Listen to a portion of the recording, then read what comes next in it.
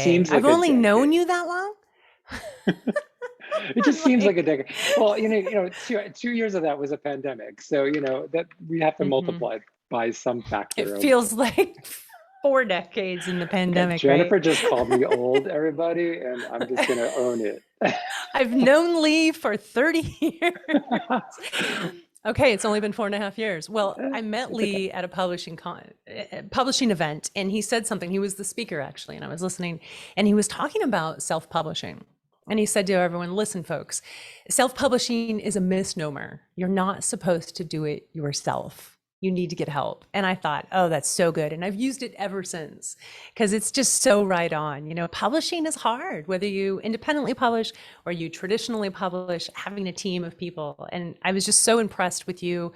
And IBPA, by the way, if you're an author out there looking to publish a book, is a fantastic organization, Independent Book Publishers Association. And I have been with IBPA for over a decade because it was PMA when I first started speaking for them. But this isn't about IBPA. This is about Lee Right. Wind. Well, IBPA is my day job, so That's I right. work for them during the day, and I also do some stuff for the Society of Children's Book Writers and Illustrators. And on the side, I'm an author, and it's very exciting because now I have 3 books out. Those are the posters you see above my head. Um, Yes.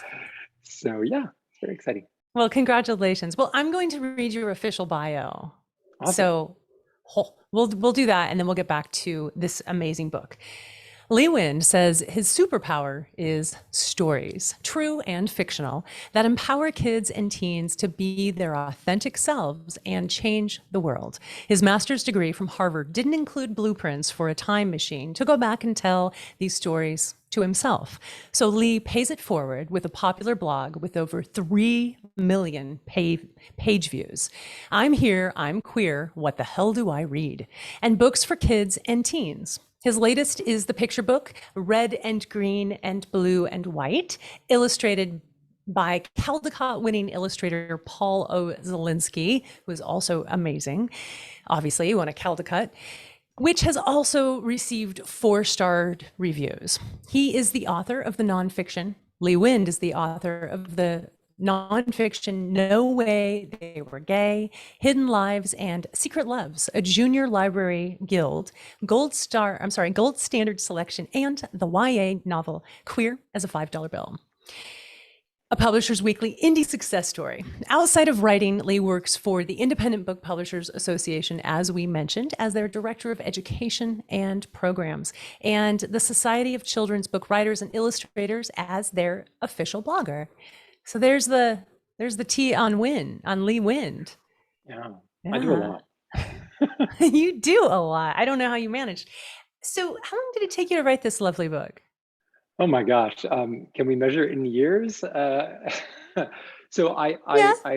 I found out about I kind of the story that had happened, this true story that had happened in December 1993. I found out about it when my daughter was in 5th grade, and now she's in her first year of college. So that gives Wow. you, and she didn't skip any of those grades. That So sounds like a decade. yeah, it's been a while. Pull back. But I mean, Well, I wasn't working on it the entire time, but I think probably it had at least 80 drafts, like 80 completely mm, different approaches, and then yeah. finally kind of figuring out how I was going to tell it and kind of polishing it and polishing and polishing it. And then it found its Yeah. home, and then it got polished more. And yeah, and then it's out. Like publishing is And kind now of it's a book. glacial. Publishing is kind of glacial, but man, when it happens, it's very exciting. Yeah, absolutely. It is glacial, but then I think once it's actually happening, it feels like everything's moving so fast. You're like, how am I going to get Once it you're all finally in done? it. Yeah, Yeah, yeah. Well, let's do this. I would like you to read this lovely story to our listeners and our viewers so they have an idea of what we're talking about. It's a nice, beautiful, quick read. So I'm going to turn off my video and I'm going to hand it over to you. awesome. Thanks. All right. So Red and Green and Blue and White by me and the amazing Paul O. Zielinski. Red and green and blue and white, inspired by a true story. On a block dressed up in red and green, one house shone blue and white. Isaac helped his family decorate their big window for Hanukkah. Across the street, his best friend Teresa helped her family trim their Christmas tree. I'll get better at doing this. Isaac wrote poems, and then here's his poem: berries, pine, sky, snow, colors everywhere I go. And Teresa made art.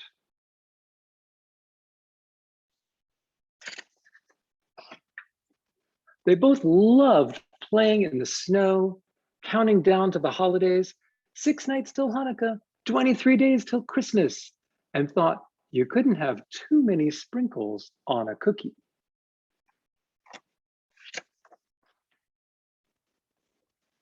When it got dark, Teresa flipped the switch and her house glowed red and green.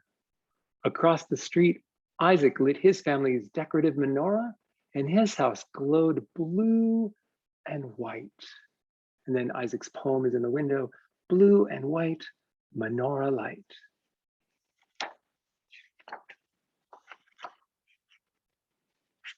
Later, when it was dark and everyone was asleep, shadows approached Isaac's house. Smash! The window shattered. A stone, shards of glass falling. And Isaac, wide awake, watched their menorah flicker out.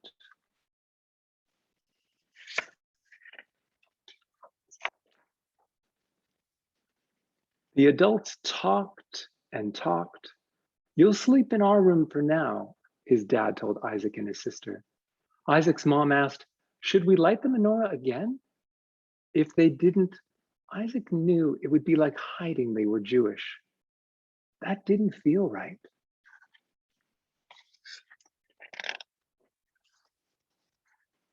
The next night, Isaac lit the menorah, and through the new window, his house glowed.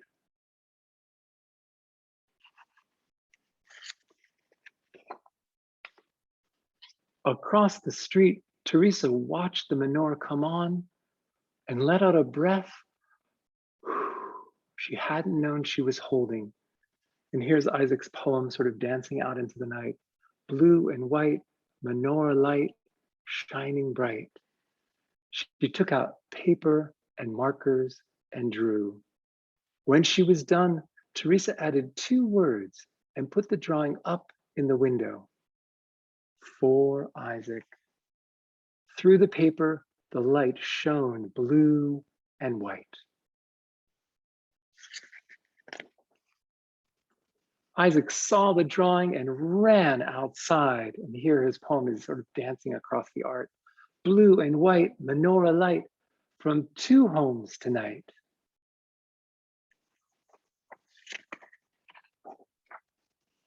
The idea grew with more drawings. Their friends joined in. Then their school and their library.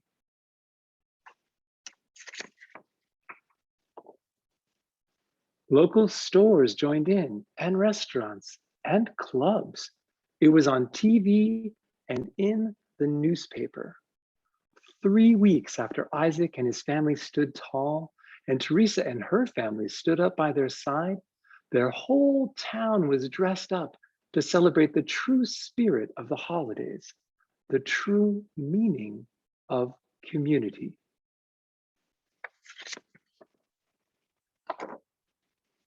From more than 10,000 windows came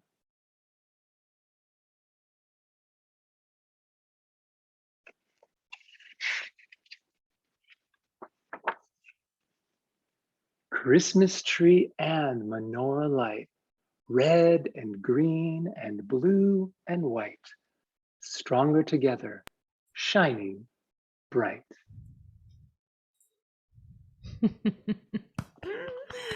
I love it. I don't know how many times I've read that story, and every time I cry. It's so sweet and just so touching. I thank you for writing this beautiful book and Oh, sticking with it because you went through a lot. Yeah. yeah, you're welcome. Yeah, I'm so excited that it's out. And boy, Paul did such a gorgeous job with the illustrations. It's just, it's humbling. He It's so beautiful. he really, really did. And I want to talk a lot about Paul. But before we do that, I want to kind of talk about, you how did you hear about this story? What was the impetus for writing this book? So it was a conversation with the librarian at my daughter's school, and she was Hmm. telling me about this thing that had happened that she always talked to the fifth graders about. And she said that she wished that there was a, a way that she could talk to younger kids, to the kindergartners about it. And Mm, in fact, there was a kindergartner that was involved, right? Like Isaac was the real life Isaac was 5 years old, and it was his actually mm, it's his bedroom window that was shattered by the rock. Um, mm, and so really, there was a lot about there's a lot about pulling back from like what really happened and trying to tell a story, a fictional story that was inspired by what happened. But like, I want to share something really cool. So yeah. one of the real things that actually happened was that the Billings Gazette, the newspaper of the town, did publish an editorial. They published a number of editorials, but one of them was really remarkable. It was a full page image of a menorah with writing on it, right? An editorial in amongst the drawing, and I have an image to share. I have show and tell. So Yay. this look how huge it is. I'm a big guy. I'm 6'4", and look how huge this is. So this was in the newspaper, and it went out. And this is part of the reason that there were 10,000 menorahs put up all over this town, because people took this image. A lot of them, some of them drew menorahs, but some of them took this image and put it up in their windows. So I want to. May I read the I was, editorial? It's so yeah. beautiful. On December 2nd, 1993, someone twisted by hate threw a brick through the window of the home of one of our neighbors, a Jewish family who chose to celebrate the holiday season by displaying a symbol of faith, a menorah, for all to see. Today, members of religious faiths throughout Billings are joining together to ask residents to display the menorah as a symbol of something else: our determination to live together in harmony, and our dedication to the Mm, principle of religious liberty embodied in the First Amendment to the Constitution of the United States of America. We urge all citizens to share in mm. this message by displaying this menorah on a door or a window from now until Christmas. Let all the world know that the irrational hatred of a few cannot destroy what all of us in Billings and in America have worked together so long to build. Yeah, Wow. I was just Wow. so like, I want to make that a picture book, but I couldn't put that in a picture book for kindergartners. They would just be like, whoosh. Yeah. Yeah. So, That's so incredible. so And much of that the was, process was coming back from not being so literal, mm, not writing a nonfiction book, but writing a fictional story that centered two kids and yeah. showed that kids have the power to change the world right now. You don't have to wait to be an Mm, adult. Like the way that Isaac stands up for himself is that he writes poems, right? And that they lit the menorah again with yeah. his family. And the way Teresa stands up is that she made a drawing and she stood up with her family and they put the drawing up in their window. Like, I feel like we make it seem like you got to wait until you're an adult, until you can do anything to make the world more fair. But no, you can make the world more fair just by being a kid, just by doing the right thing. Yeah. Yeah. Yeah. And I think maybe sometimes the right thing is really just something that feels very small, but really it can have such a glowing impact as this did. And I think this book will. It's, it's beautiful. Oh my Thank gosh. you. Yeah. All Did right. I make you Stop cry again? Oh my crying. gosh, I'm terrible. I am so touched by that. Yeah, this is we're gonna have to change your superpower from stories to making people cry. But in a good way. In a good way, in a really good way. I'm super touched. I mean, we look across this country and there's a lot of people arguing with each other, and I'm a firm believer in storytelling can change the world. And I think this story, again, like you said, when you show kids something so beautiful and so little, they take it to heart, and I love it. It's beautiful. And I don't know. 1993. Yeah, Go yeah. ahead. So a Yeah. while back. No, I just was going to say that I don't know who said it at first, but there is this saying out there about how the way you change the world is you do it one heart at a time. Oh, I thought that that's, yeah. yeah, Amen to that. Yeah. Heart. Big heart. heart. Absolutely. And, there's two right here changing the world. And I know Julie's with us. So I'm going to say three. Um, Really, really beautiful. Can we talk a little bit about, the process of writing a children's book? Because I know a lot of our listeners are writers themselves. And, I've heard that writing a picture book is even harder than writing a novel because, a novel, you can easily write 120,000 words, 100, then it's 150 and you got to cut it. And yes, but writing a picture book, I mean, it's 32 pages and you have to get the most out, the largest impact with the least amount of words. Talk to us about your process of making that happen for this book. It is incredibly hard to write a picture book and to sort of crack the code on it. And it's funny because sometimes I'm like, I cracked it. And I'm like, no, I didn't. It's because really it's like every word has to carry so much meaning. And so, but before you even get to like you're selecting the words, you need a structure. You need, it's like, Mm, when you see billboards, the old fashioned kind, not the electronic kind, but a billboard has this structure of wood, wood frame, wood and metal frame and something, right? And then there's this sort of skin on it. That's the advertisement, or the piece of art. And without that structure, you just have a pile of canvas. mm, So I think it's a little bit similar, like with a book, and especially a picture book, which has this remarkable structure. Like there are page turns in a picture book mm, that denote so much: the passage of time, transitions from literal to symbolic. Um, the page turn is so important. It's such an element. I remember Linda Supark was talking about how the different tools that writers have, and they were like, there's words and there's blank space. And when you're doing a picture book, you also have the page turn. It's this mm. amazing, amazing thing. And you really want to lay it out and think about like, all right, I have 32 pages, that's 15 or 16 page turns. How is the illustrator not drawing somebody's kitchen 8 times in a row? Like you Right. have to think Yeah. about Oh, we're still in the location. kitchen. Yeah. Yeah. They can't Yeah. just be talking to each other the whole time. Like, what's the scene? What's the emotional beats? Like, it is remarkable how much Mm. you have to get in there. And I actually haven't done it. I should. I should count how many words are in it. I don't really know. Um, Not very I was many. going to ask you. Yeah. Not very many. I would No, guess 400, 500.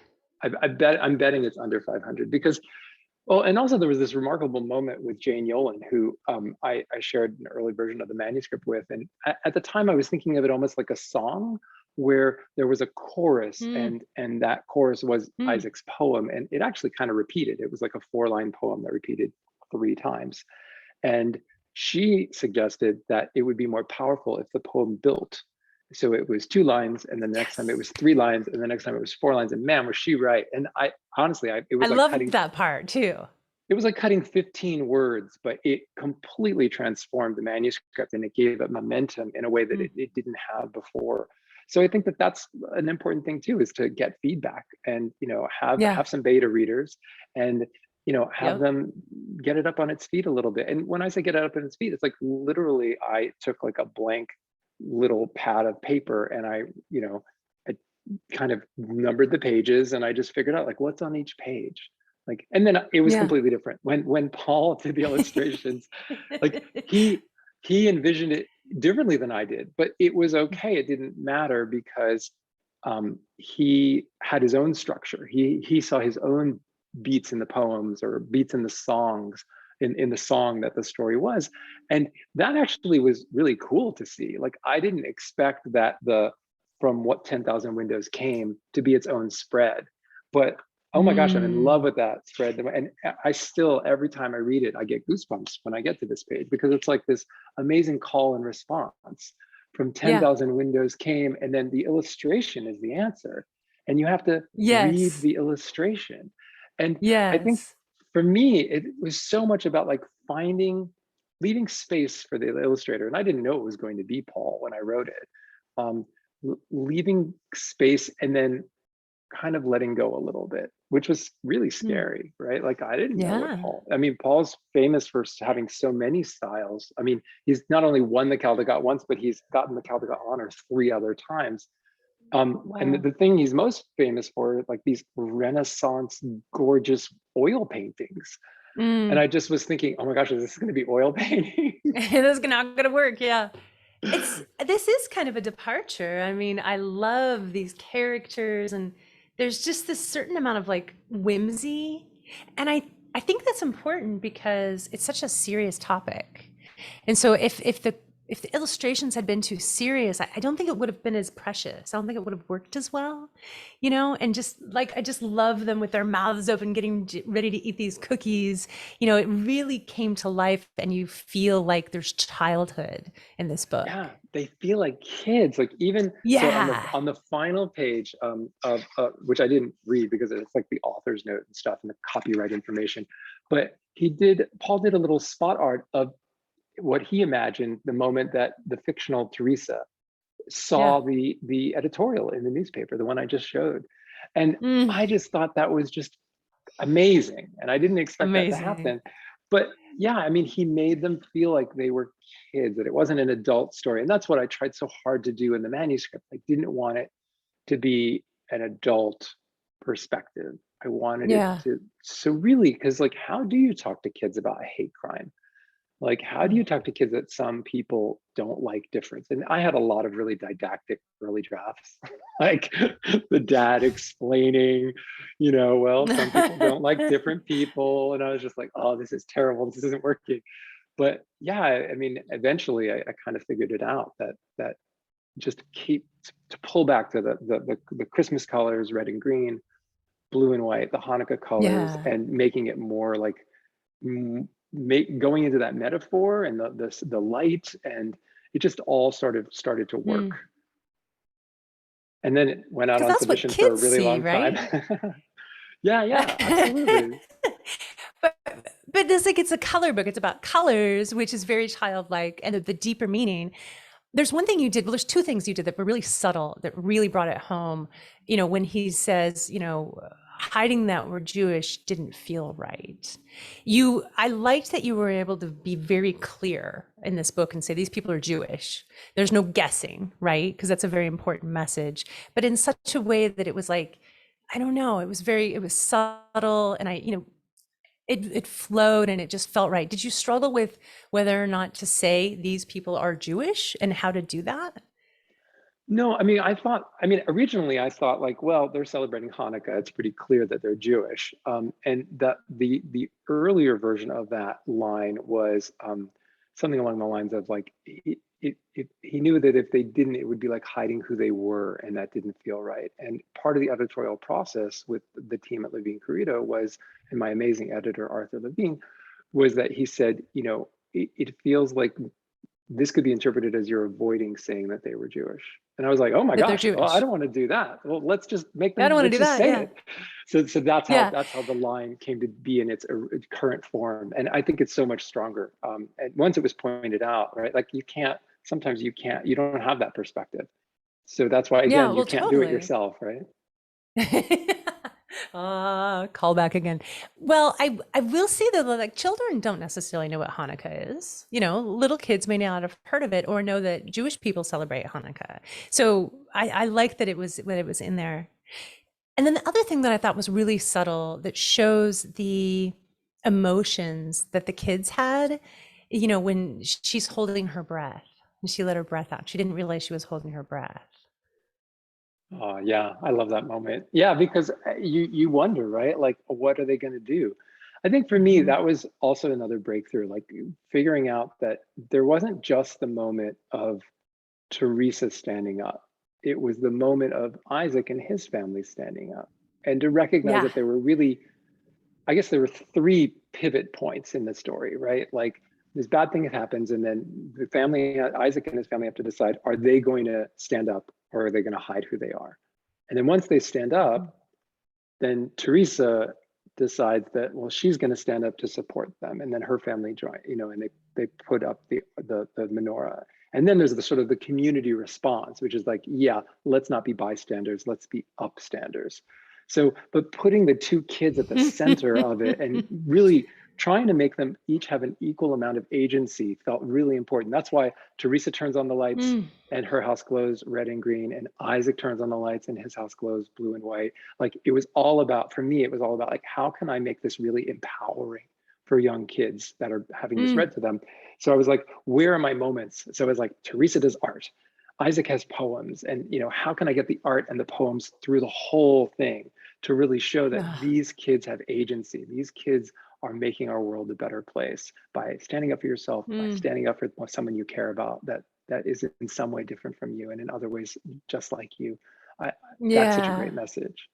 So great. Oh, yay. So you're going to make me cry again. Knock it off. It's my superpower.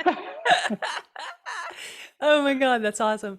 Yeah, there's just so many moments. And Paul did such a good job. It's my understanding you make a cameo appearance inside the book. I do. I didn't know it. And then he made me kind of cry because I was so moved by it. But yeah, he told me, and I didn't even notice the character, but in this spread, I'm turning to it, in the spread where it's like, local stores joined in and restaurants and clubs. So there is a figure here with glasses and not a lot of hair holding it's definitely menorah. you. It is definitely, can you see that? It's so cool. That is awesome. Made me so happy. I can see it. And if you look at photographs of you, it's like, oh, that's totally Lee. That's awesome. Did you, I know that illustrators and authors are paired together by the publisher, but they don't typically get to talk to each other or ever talk to each other. Is that true? Yeah, well, is that how it works? In very traditional publishing, they don't talk at all, ever. Maybe after the book is out, but I not even actually after. knew Paul. Okay. Oh, okay. I knew Paul from before, but I also knew that it was very clear that Arthur felt that it was really important that we didn't interact, and that all and kind Arthur's of the editor. went through Arthur's the editor and the publisher. Yeah. Yeah. And I think that Paul said it really well when he was asked about this, and the fact that we knew each other, but we weren't allowed to talk. We knew we weren't supposed to talk about the book. Did you sneak talks at all? No, we were. I'm such a rule follower. No, I didn't.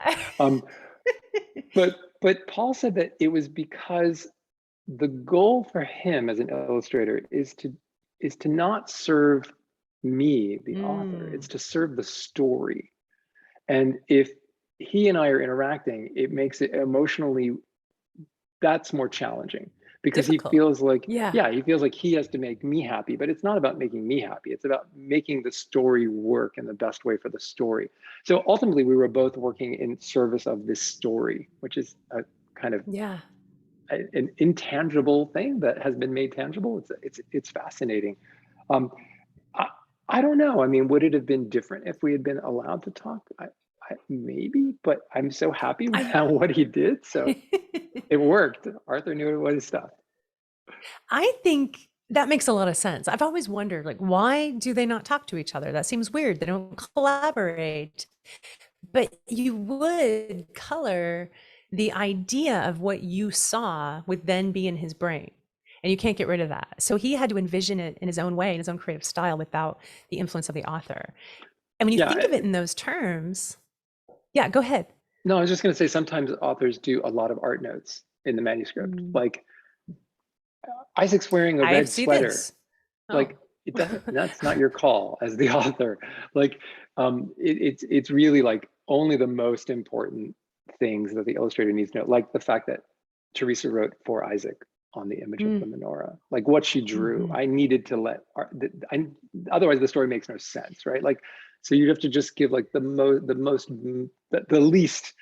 least a bit of direction, because you have to acknowledge that they are a creative person, and that they have to bring their part to the story. And it Yeah. transformed. It went from my manuscript to our book. That's Mm. what was so like magical. I did, when I was reading it, I thought it's like there's a story within a story because the poem and the art, that's like another layer of story that he has to interpret and figure out how to do that in a way that the person reading the book to a child can read both and it works. And he did such a good job. Amazing. The dance, that the poems dancing across the art, or dancing across the night, and Yes, how so everything good. just glows. It's just Yep. amazing. And then I also really loved his choice to have the poems posted in the window, and Mm, the words flowing from that in yeah. across the art, because then it became this vocabulary that, like, Isaac was posting his poems, and then Teresa posted her, I don't know what I'm doing with my hands. Teresa posted her menorah. You're um, flying through the night. but it was just so beautiful because it was like another way of they're communicating, another way of showing they had agency. And I just thought that was, yeah, it's Very cool. He genius. got it. So He exciting. totally He got got it. it. I want to ask you a little bit more about you and some of your other books. But before we do that, I want to point something out to our readers. I don't know if you can see this, but there's a spot glass that appears. So this is the broken glass, and here's the hole in the window that Isaac is looking out, right? So it's so well done. And then, Lee, you pointed this out to me. When you take off the jacket, the window is fixed and everyone's gone home and gone to bed and the night is still. And that was just so lovely. There's so much Yeah. detail in this book. And then also this. Oh, the end So papers. I know, cool. The they're like end art. papers. They are art. So that's the And actually, so front. that's the opening end papers, right? Show the back ones. Yeah. And there's the back. Red and green and blue and white. And how the quality of the light shifted, right? Like the story went from sort of dark to light, even in the That's a end good papers. point. Oh, he's so He's brilliant. so good. Oh, Paul Ozelinsky. Beautiful, beautiful book. I encourage everyone to buy this Christmas. Let's get this debut author out there known. That's my wish for Christmas. Congratulations. Oh, Thank you. Let's talk a little bit about your other no, books thanks. because Sure. it's my honor actually. So you've written other books and I want to talk about why you wrote them. So um, you came out of the closet when you were 17, is that right? 25. Oh, you were 25. Oh my gosh. And so, talk about why you've become this loving children's book writer. How did this happen for you? Remember that time machine I don't have the blueprints for?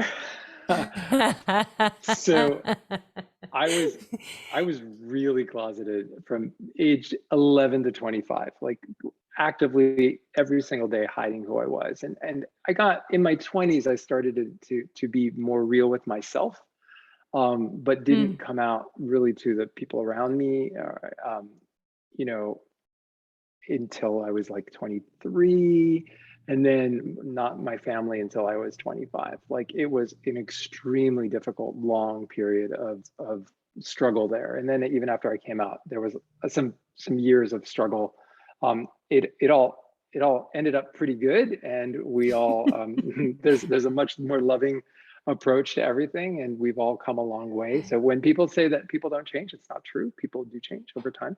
mm, mm, But for me, as a gay man, as an adult in my 20s, I went to I felt like I had to spend a lot of time reliving my teenage years, like because I wasn't an authentic teenager. I spent my teenage years mm. dating girls. I was just acting, and I felt like in my 20s, I was like, well, damn, I missed a lot of stuff. So I kind of felt like I had to go back and redo some stuff. So there was like a weekend camp in the woods for gay men. And part of the activities were, there was, I don't know if there was archery, but there was like, being in a circle in the forest and talking and holding hands and, doing all this stuff. And one of them was talks. People were sharing their expertise. And one of the speakers talked about the letters that Abraham Lincoln wrote Joshua Fry Speed that convinced them that Abraham was in love with Joshua.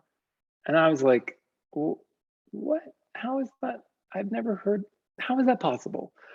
So when I got home, I went to the library and I got out a book that had all the letters in the sort of appendix that Abraham had written to Joshua. And I spent a lot of times dating girls, and when I dated them, I felt like I didn't feel what I knew I was supposed to feel, but I sort of judged that it was the thing I was supposed to do. It's sort of what my homophobic, parents and society and everybody said that I was supposed to do. And so I was flipping through the letters because history, boring.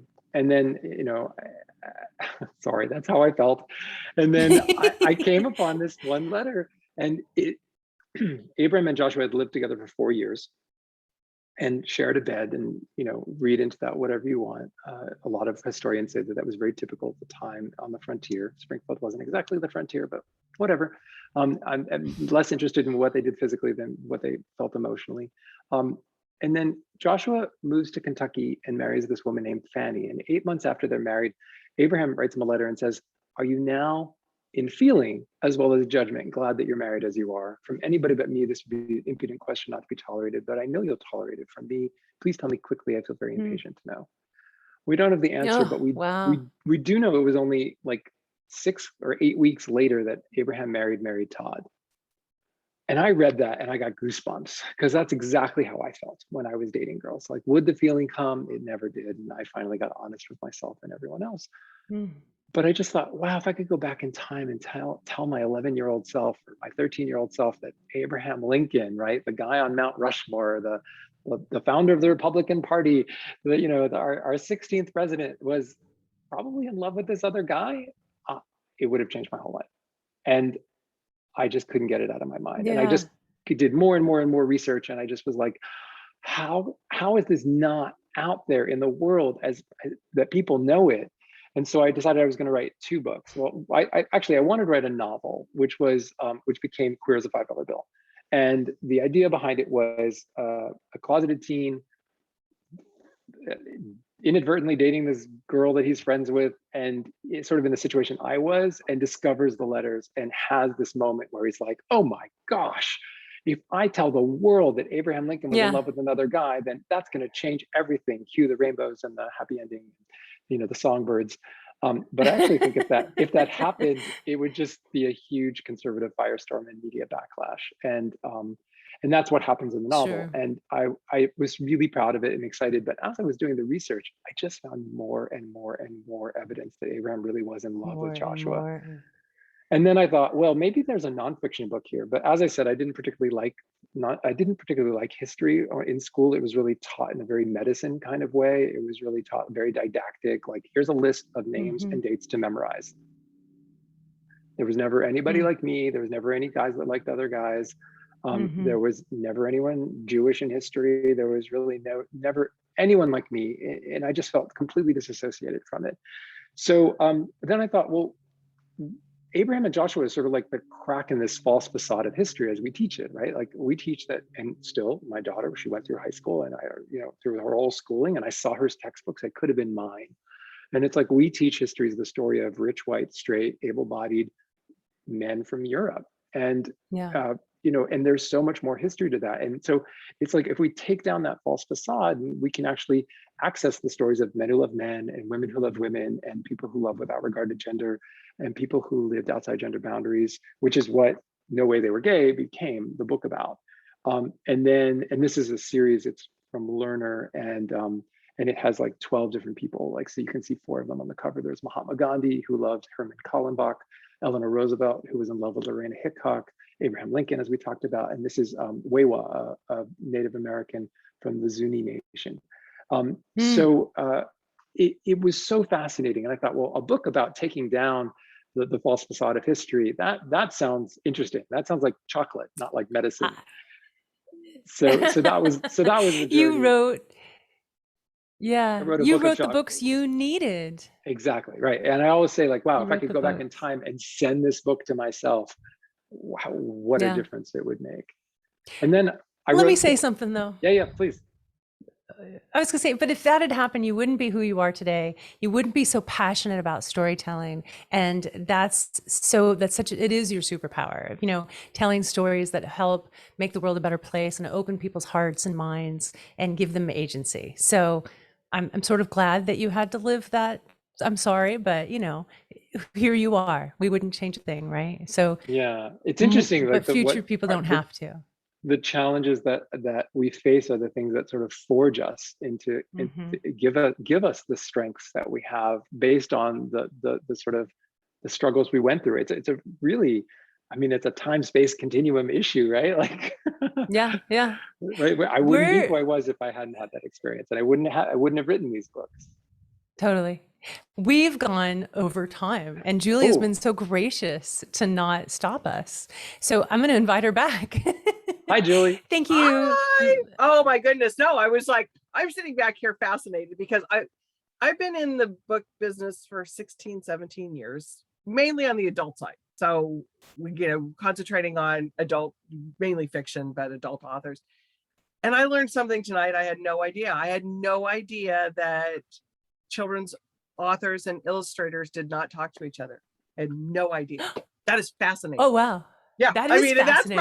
that's probably like general knowledge. But I don't think how people know that. long? Yeah, I know. I don't know if people know that. But how long, Lee, did it take? So once you gave so do you give the manuscript to your editor and then they find? Well, I know you talked about the Yeah, story, but you finished that. How long did it take for Paul to do the illustrations? so it's really the publisher's prerogative to choose the illustrator, Mhm.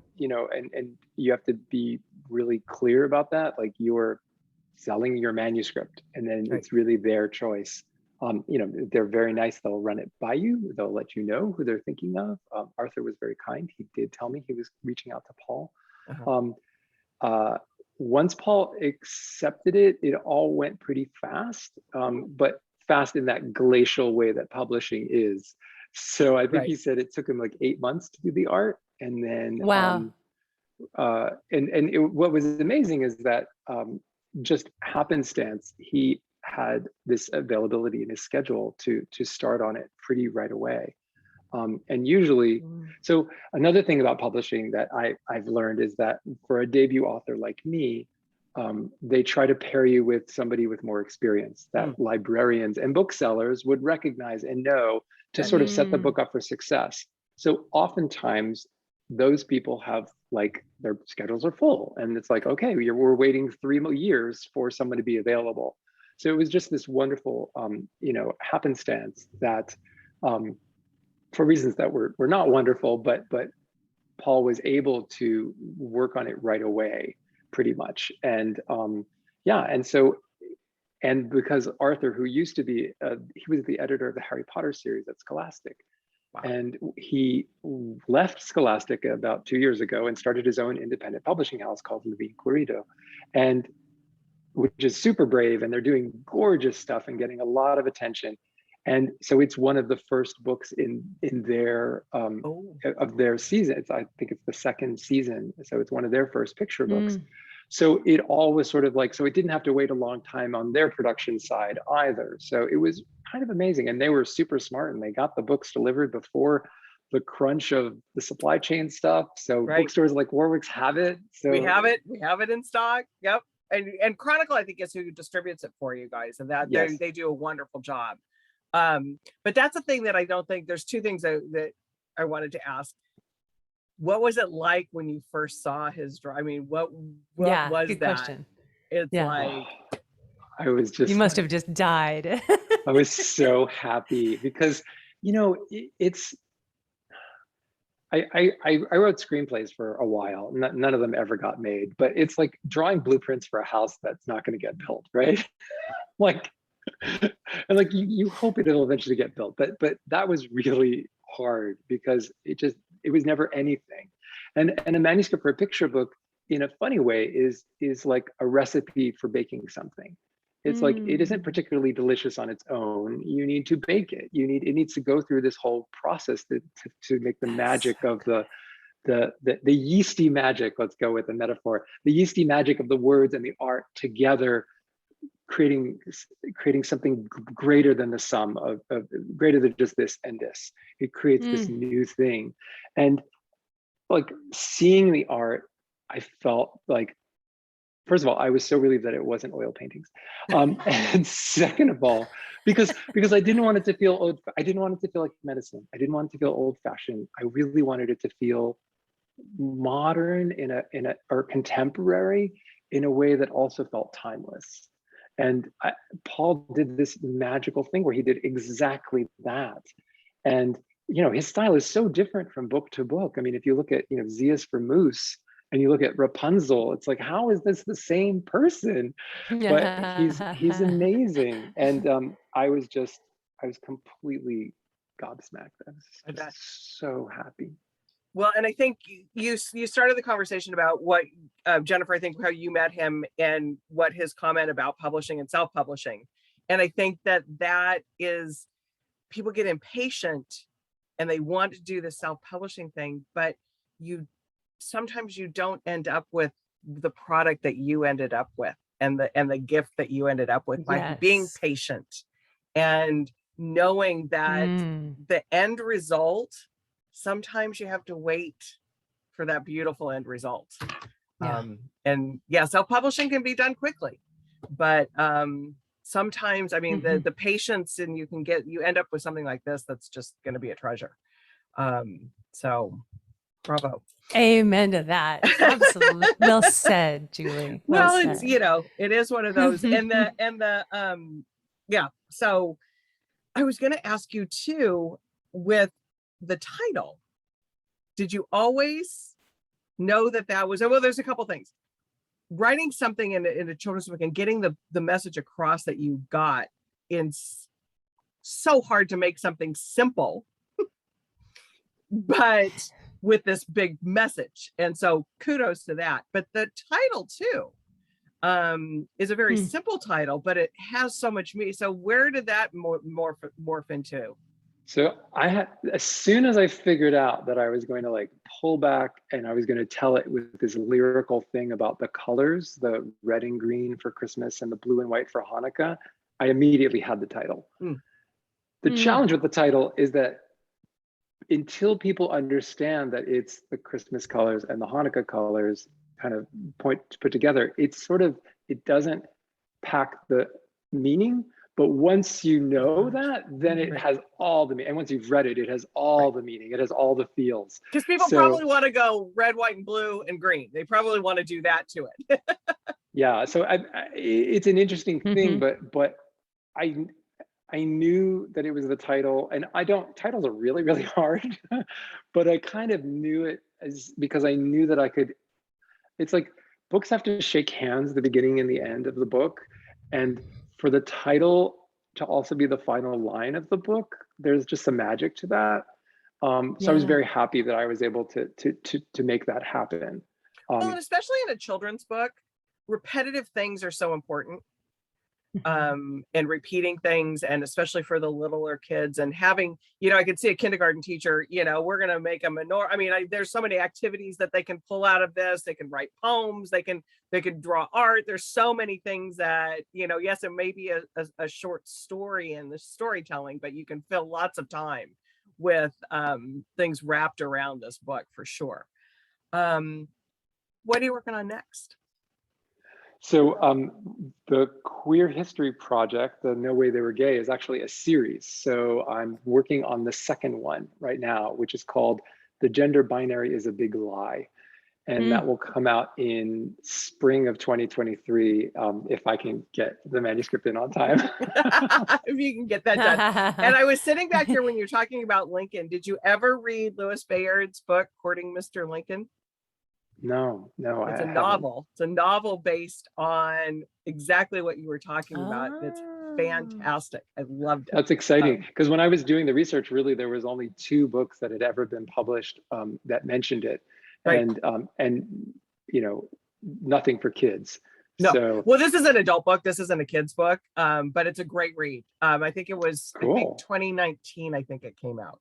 Oh wow! I'll have to order that from Warwick's. Yes, Courting Mr. Lincoln. Yes. So, anyways, we are, as you said, out of time. Not out of time, but we've maxed our time here. I think it was a fascinating conversation. Thank you, Lee, for being with us, and Jeniffer, thank you as always for conducting a great interview for us.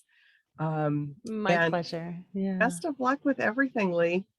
Thank you so much. I really appreciate it. May your Get star it continue from to rise. Warwick's. Yay. I Yay. hope so. I think it will. I feel I think so very, too. I think it will. I think Yeah. so Let's too. spread, think let's so spread more too. light. Let's spread I more love light. it. Let's let the star be the light. The And book, all the those book is the colors. star. Absolutely. I love it. Yeah. All right. All Good night, right. everybody. Thank Bye-bye. you. Thank night. you. Bye.